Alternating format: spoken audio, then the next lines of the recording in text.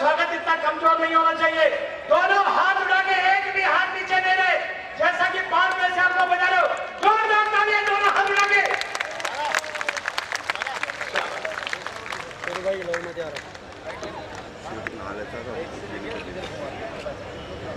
बोलिए भारत माता की, भारत माता की। इधर से माता बहनों की आवाज आ रही है, लेकिन उधर से नहीं आ रही। ऐसे नहीं, मैं बुलवाऊं ऐसे नहीं। पहले इधर वाले बोलेंगे, फिर माता बहने बोलेंगे, मालूम पड़ेगा किसमें कितने दम है।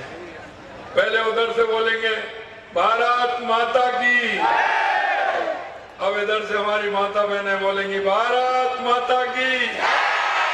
देख लिया? अब एक साथ मिलकर के बोलेंगे, बोलिए भारत माता की। मत करो, आज के मत बोलो यार। लाड़पुरा विधानसभा के कार्यक्रम में मैं आपको सेंड कर दूं, बना लो। आपके अपने ही, जिनको कि अभी आपने सुना, दिया जी ठीक कह रही थी कि कोटा बूंदी के ये कार्यकर्ता आप सभी लोग बहुत ही भाग्यशाली हैं, बहुत भाग्यशाली हैं, क्योंकि देश में नहीं दुनिया में अगर कोटा बूंदी का नाम पहुंचाने का काम किया तो आपके अपने लाडले सांसद और लोकसभा के अध्यक्ष ओम बिड़ला जी ने किया। ओम बिड़ला जी ने, ऐसे आपके सांसद और प्रत्याशी सम्मानीय ओम बिड़ला जी मेरी कैबिनेट में उप मुख्यमंत्री के रूप में काम कर रही है जी श्रीमती दिया कुमारी जी।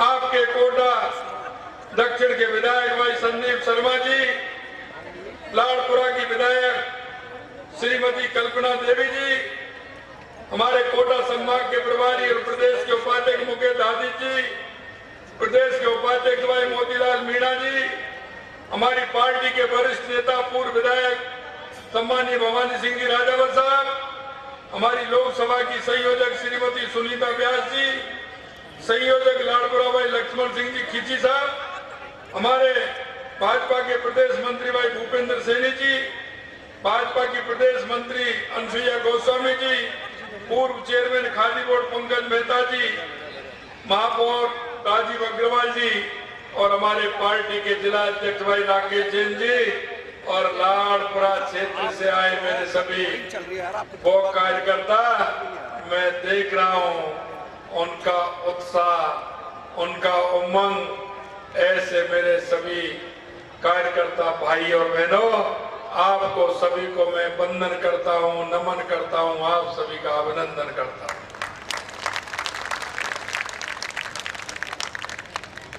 भाई और बहनों, मैं आपसे एक बात कहना चाहता हूं, और वो मैं आपसे एक बात इसलिए कहना चाहता हूं क्योंकि जब चुनाव आता है तो बहुत से राजनीतिक दल आपके बीच में आते हैं और वो सिर्फ आपके बीच में आकर के वो जाति और धर्म की बात करते हैं, उन्होंने इस देश को बांटने की बात करते हैं।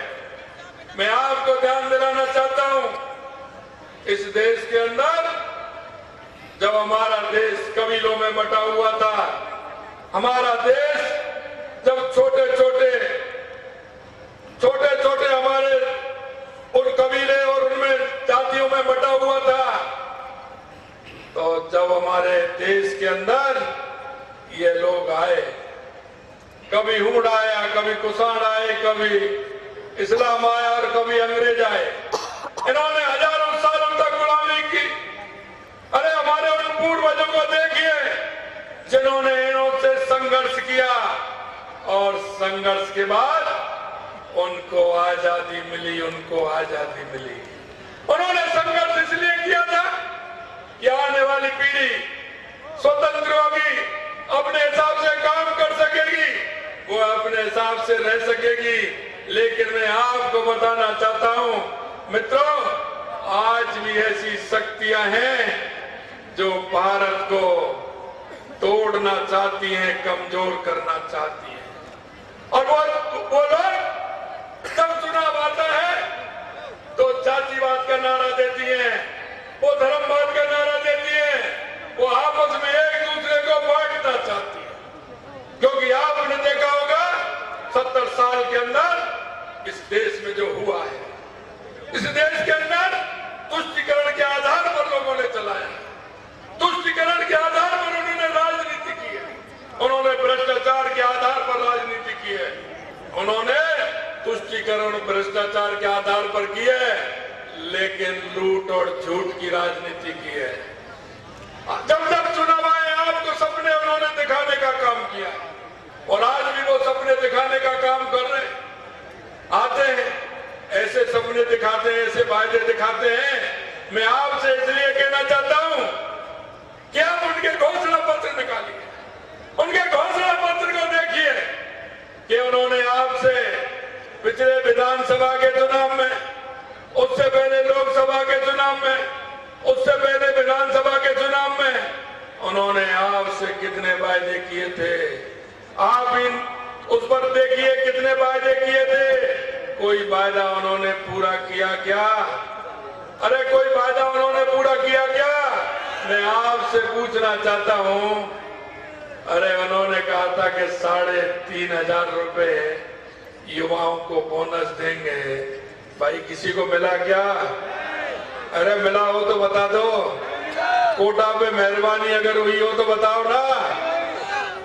किसी को नहीं मिला।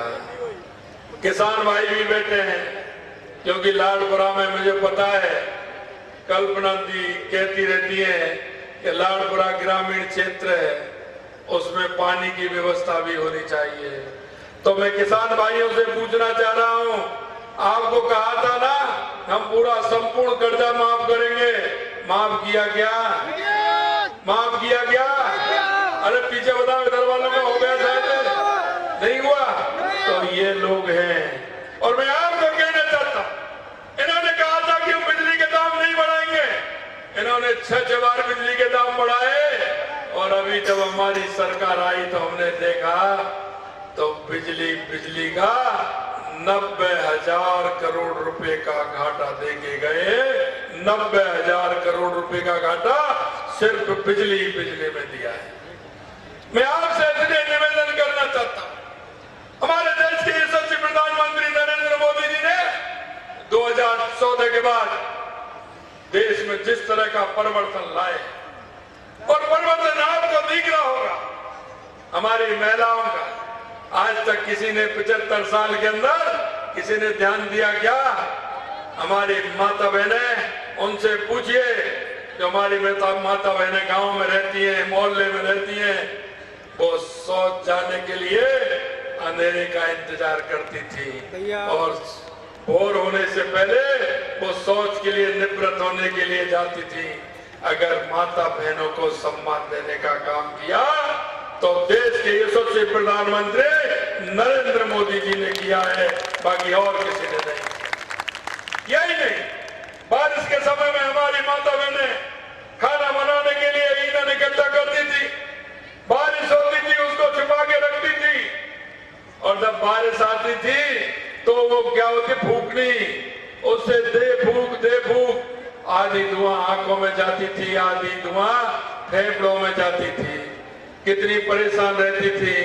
हमारी माता बहनों को उज्ज्वला का कनेक्शन दे करके उनको सम्मान देने का काम किया तो देश के यशस्वी प्रधानमंत्री नरेंद्र मोदी जी ने किया।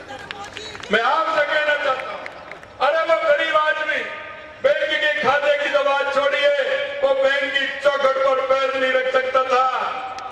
उन्होंने हर माता बहन का खाता खुलवा करके, जनधन के खाता खुलवा करके अब सीधा पैसा उनके खाते में आता है।